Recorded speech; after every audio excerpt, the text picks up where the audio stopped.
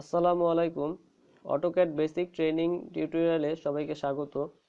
আজকের পর্বে আমরা দেখব ওয়ার্ক স্পেস সম্পর্কে। ওয়ার্ক স্পেস আপনি পাবেন উপরের দিকে ড্রপ ডাউন মেনুতে ক্লিক করলে দেখুন বাই ডিফল্ট বেশ কিছু ওয়ার্ক স্পেস দেখা যাচ্ছে। ওয়ার্ক স্পেস আসলে কি? ওয়ার্ক স্পেস হচ্ছে আপনি যখন ড্রয়িং করবেন তখন যেই টুলসগুলো আপনার বেশি প্রয়োজন হয়ে থাকবে সেই টুলসগুলো এখানে সুন্দর করে সাজিয়ে দেওয়া রয়েছে। এটাই হচ্ছে ওয়ার্ক স্পেসের কাজ। দেখুন এখানে আমাদের ড্রপ ডাউন মেনুতে ক্লিক করলে বেশ কিছু ওয়ার্ক স্পেস আমরা পাই। ডিফল্টভাবে রয়েছে এখানে ড্রাফটিং অ্যান্ড অ্যানোটেশন। আমরা যদি 3D বেসিক ওয়ার্ক স্পেসে যাই তাহলে দেখুন এখানে 3D তে কাজ করার জন্য বেসিক যেই টুলগুলোর প্রয়োজন সেগুলো এখানে দেখা যাচ্ছে।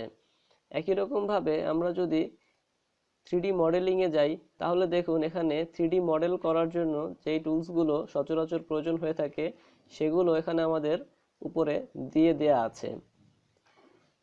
এবং অটোক্যাড ক্লাসিকেও একই রকমভাবে এখানে আমাদের বাই ডিফল্ট বেশ কিছু টুল দিয়ে দেয়া আছে যেই টুলগুলো প্রয়োজন হয়ে থাকে। আমরা আমাদের পূর্বের ড্রাফটিং এন্ড অ্যানোটেশন ওয়ার্ক স্পেসে চলে যাই। এখন ধরুন আপনি যদি নিজের মতো করে একটি ওয়ার্ক স্পেস তৈরি করতে চান তাহলে ধরুন এখানে প্রপার্টিস প্যানেল থেকে আপনি প্রপার্টিসটাকে বাইরে নিয়ে আসলেন।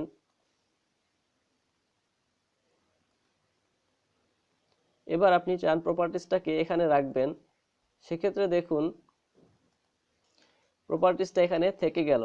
এখন যদি আপনি আপনার এই ওয়ার্ক স্পেসটাকে আপনার মতো করে সেভ করতে চান, কিংবা ধরুন এখানে আমাদের রাইট সাইডে যে স্ক্রল বার আছে আপনি এটি চান না, আমরা অপশনে যাই, রাইট ক্লিক করে অপশন থেকে ডিসপ্লে এবং এখানে দেখুন display scroll bar in drawing window, এই টিক মার্কটি আমরা যদি উঠিয়ে দেই এবং অ্যাপ্লাই করি তাহলে দেখুন আমাদের এই রাইট সাইডের স্ক্রল বারটি চলে গেছে।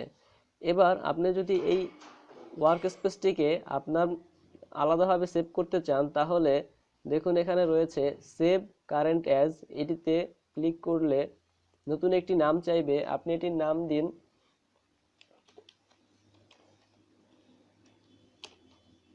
ধরুন আমরা এটির নাম দিলাম কারেন্ট এবং সেভ করলাম। এখন দেখুন আপনি যদি অন্য কোনো ওয়ার্ক স্পেসে পুনরায় যান এবং সেটি থেকে যদি আপনার তৈরি করা যে ওয়ার্ক স্পেস রয়েছে, যেমন ধরুন আমরা কারেন্টে যদি যাই তাহলে দেখুন অটোমেটিকভাবে আমাদের এখানে আমাদের যেই প্রপার্টিস প্যানেলটি এখানে বাম দিকে নিয়ে এসেছিলাম সেটি রয়ে গেছে এবং ডান দিক থেকে আমাদের যে স্ক্রল বারটি ছিল সেটি চলে গেছে। এটাই হচ্ছে ওয়ার্ক স্পেসের কাজ।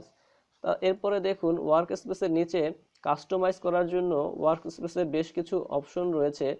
আপনি চাইলে এই অপশনগুলো ইউজ করে কাস্টমাইজ করতে পারেন ওয়ার্ক স্পেস। এছাড়াও রয়েছে ওয়ার্ক স্পেস সেটিংস, এটি থেকেও আপনি বিভিন্ন কাজ করতে পারেন। এটাই হচ্ছে ওয়ার্ক স্পেস সম্পর্কে ধারণা। ধন্যবাদ সবাইকে। পরবর্তী টিউটোরিয়াল দেখার আমন্ত্রণ জানিয়ে এখানেই শেষ করছি।